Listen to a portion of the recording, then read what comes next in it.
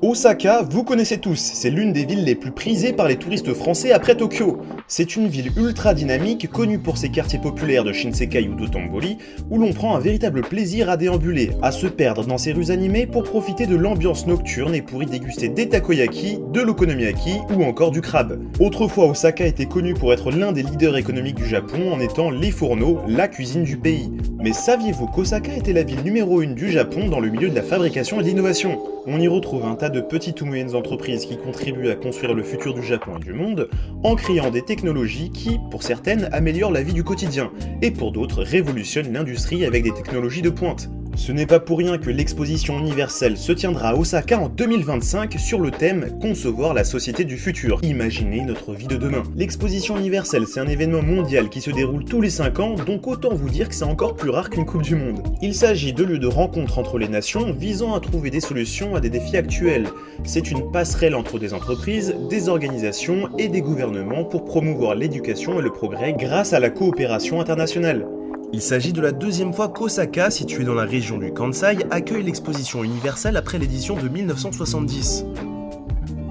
J'ai même pu rencontrer Miyaku Miyaku, c'est la mascotte officielle de cette exposition universelle. Le design il est farfelu, mais il y a une certaine logique. Dans le Kansai, la technologie est souvent mise au service des traditions pour créer des produits qui respectent l'environnement et rendent la vie des gens meilleure. J'ai eu l'occasion de visiter certaines de ces entreprises qui contribuent à construire le Japon de demain. La première entreprise, c'est Kinjo Japan, une entreprise qui explore les possibilités infinies du silicone pour surprendre les utilisateurs. C'est le leader de la fabrication de pièces en caoutchouc.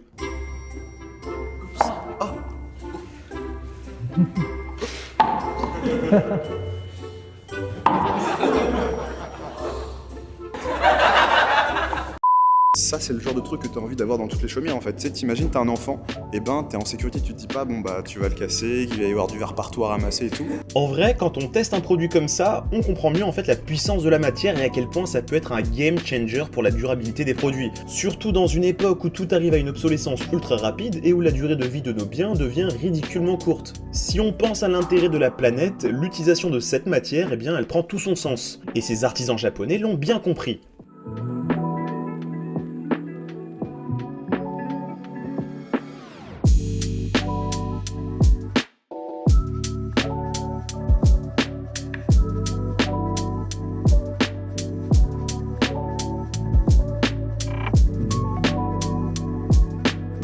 いただかないと多分わからないと思うので、ガラスのコップっていうイメージなんですけども、やっぱり触っていただいたり今みたいにこう落としていただいたりとかするとあっていう形でみんなびっくりしていただくので、そこでやっぱり私たちもやっぱ面白いかなと思いますね。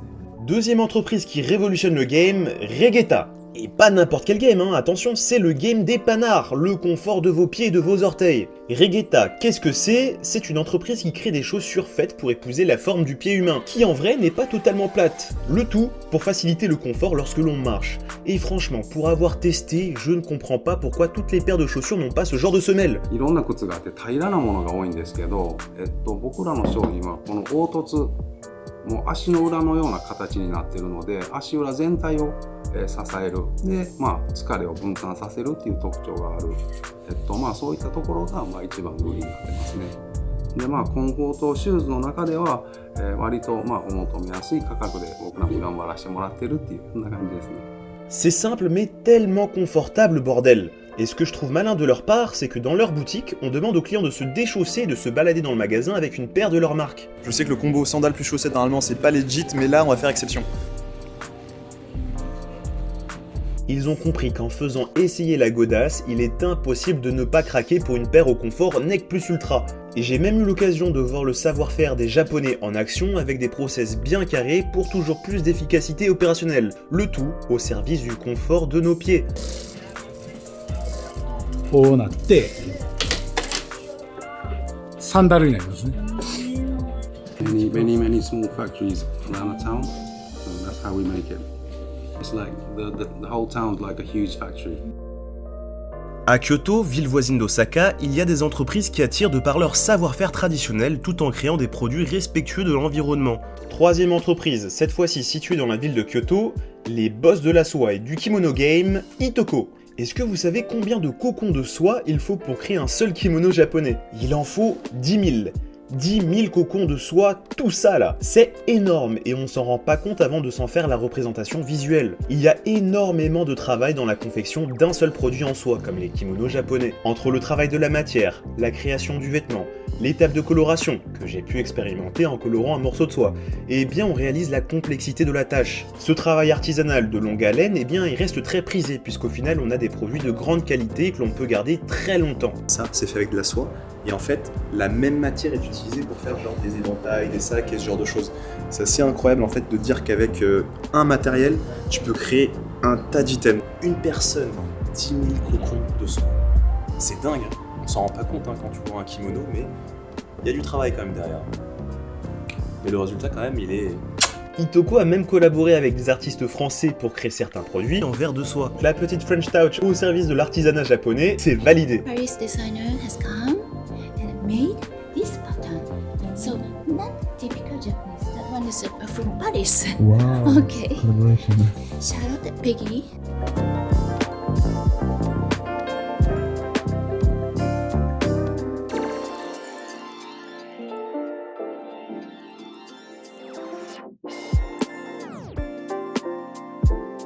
Quatrième entreprise pour le plaisir de nos narines, Incense Kitchen. Cette entreprise exploite le matcha dans autre chose que la confection de thé ou de gâteaux. Du matcha de grande qualité est utilisé pour créer de l'encens qui permet de diffuser ses douces senteurs. J'ai pu moi-même faire l'expérience de la création du produit dans un sanctuaire de la ville d'Uji, ville la plus connue au Japon pour le matcha.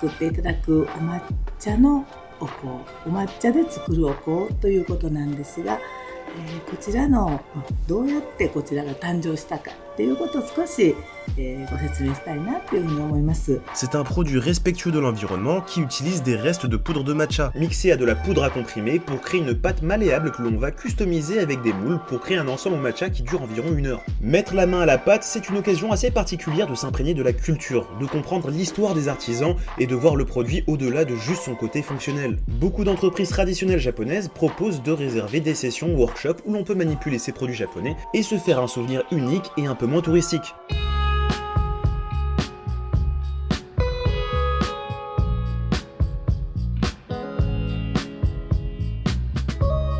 Ça a aussi été le cas pour la 5e et dernière entreprise, Chawaka. Chawaka possède un atelier à Uji qui propose un concept original de mélanger les feuilles de thé Uji avec des fleurs pour créer une sorte de terrarium traditionnel offrant de bonnes senteurs. De vraies fleurs sont utilisées, des fleurs qui ne se fanent pas en fait puisqu'elles sont fabriquées en éliminant l'humidité des fleurs grâce à un traitement spécial.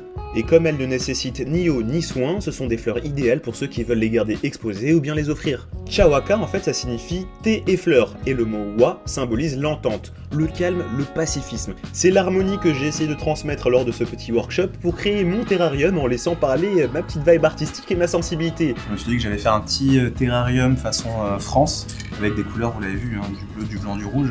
On a essayé de varier les plaisirs au niveau des fleurs, mais on va voir ce que ça donne. Hein. Moi je suis pas jardinier les amis, mais on va tout tenter. Voilà, on va essayer de faire un truc stylé, un truc japonais sur l'un. Et comme vous pouvez le voir, moi je voulais créer un lien harmonieux entre le Japon et la France, avec des couleurs bien françaises au service d'un produit purement japonais. Au final, ça rend pas mal, non? 一つのしかもお茶のいい香りも楽しめる観賞用植物っていうのをこの宇治から発信したいということでこの茶和歌っていうブランドが生まれました。 Donc faire l'expérience de ce genre de workshop et de l'artisanat japonais, c'est possible, il suffit juste de réserver à l'avance. Et sachez que beaucoup d'entreprises japonaises proposent ce genre d'immersion.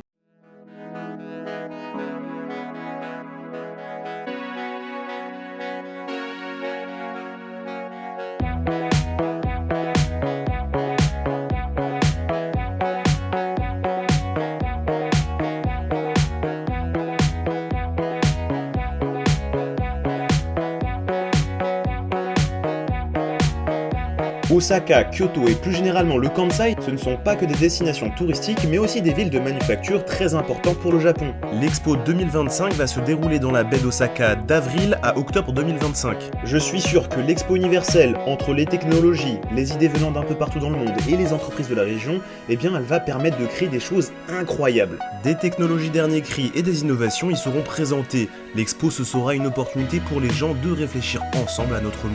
Si vous voyagez au Japon à cette période, eh bien foncez faire un tour à cet événement historique. Et si vous êtes intéressé par les entreprises et les produits que vous avez vus dans cette vidéo, eh bien je vous ai mis un petit lien dans la description pour tous les détails. Voilà, j'espère que cette vidéo vous aura plu. Sur ce, je vous dis tchou tchou bye bye et à très bientôt.